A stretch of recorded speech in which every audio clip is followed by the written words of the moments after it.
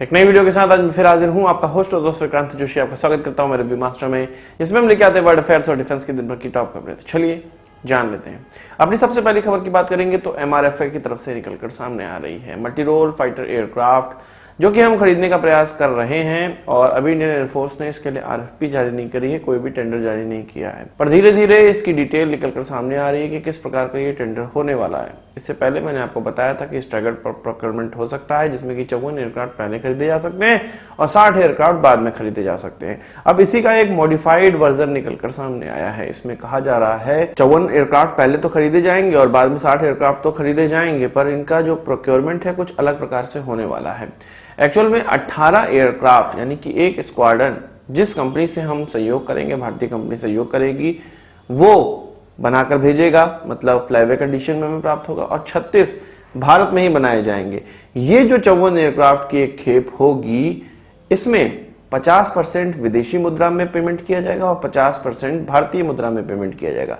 उसके बाद जो 60 एयरक्राफ्ट बचेंगे उसको भारतीय पार्टनर जो था वो पूरी तरह से बनाएगा, भारत के अंदर ही बनाएगा, जिसका फुल पेमेंट भारतीय करेंसी में ही किया जाएगा।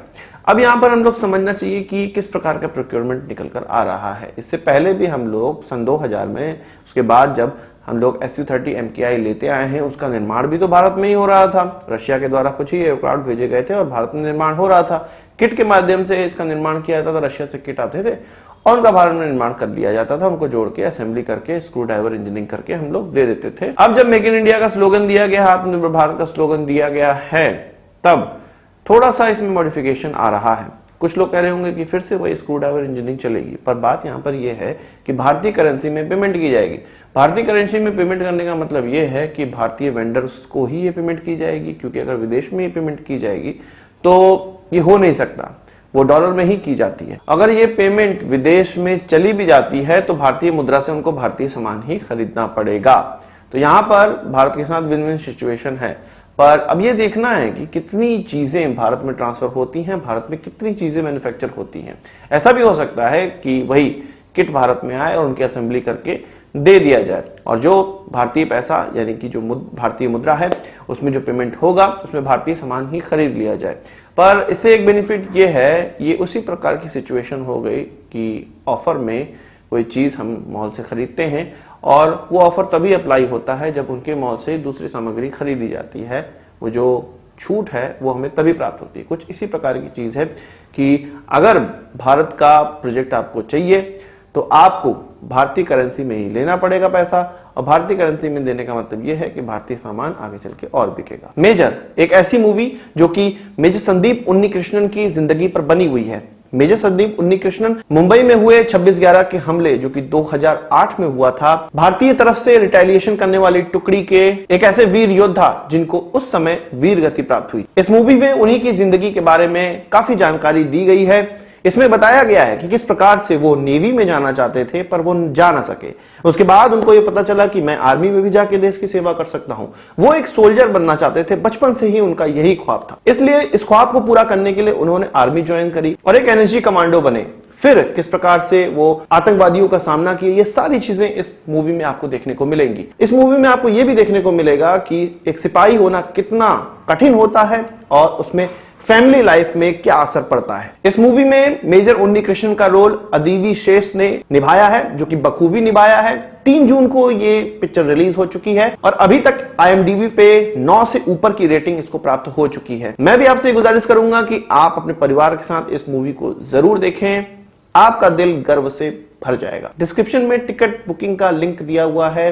अपनी फैमिली के साथ अपने नजदीकी थिएटर में जरूर इस मूवी को जाकर देखिए। बात कर लेते हैं नेवल तेजस वेरिएंट की, इसके MK1 की और इसके NP5 की।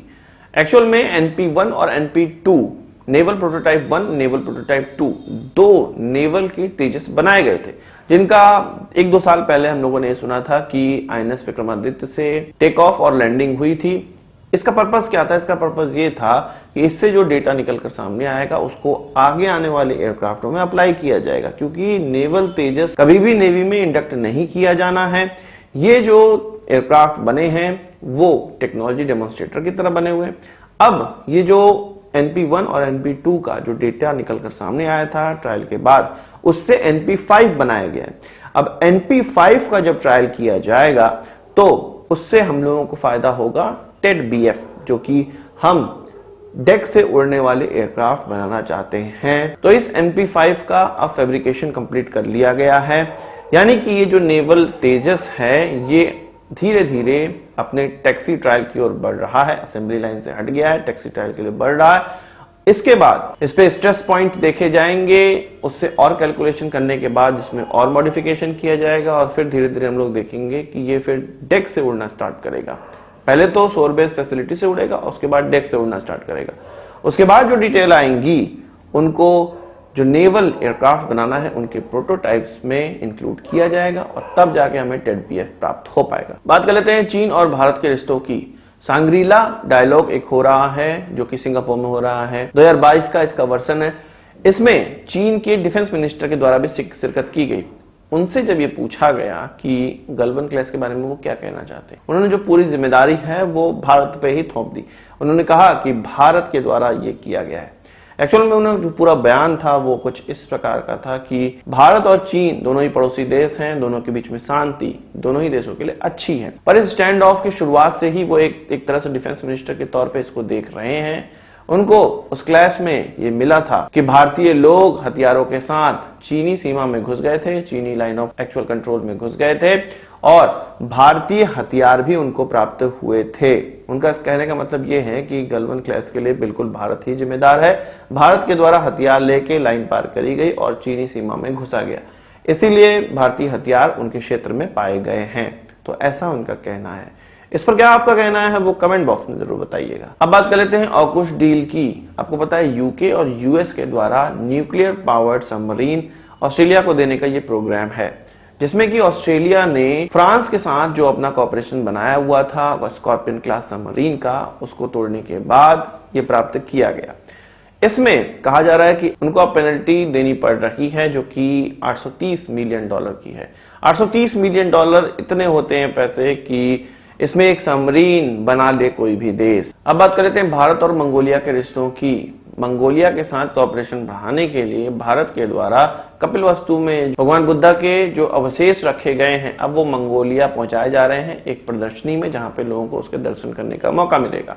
एक्चुअल में ये मंगोलिया के द्वारा भारत से रिक्वेस्ट की गई थी कि ये जो अवशेष हैं यहाँ पर रखे हुए उसको मंगोलिया तक पहुंचाया जाए और उन लोगों को दर्शन करने का मौका मिले। भारत ने इस अनुरोध को मान लिया था। ये जो कपिलवस्तु में भगवान बुद्ध का जो अवशेष रखा हुआ है उसको कभी भी बाहर नहीं निकाला गया है, इस बार निकाला जाएगा और C-17 ग्लोब मास्टर के द्वारा इसको मंगोलिया तक पहुंचाया जाएगा। पहले ये माना जा रहा था कि 1 हफ्तों के लिए दर्शन करने का मौका मिलेगा, पर अब इसको 11 दिन तक बढ़ा दिया गया है क्योंकि मंगोलिया ने ये रिक्वेस्ट की थी कि 11 दिन तक अब इसको कर दिया जाए।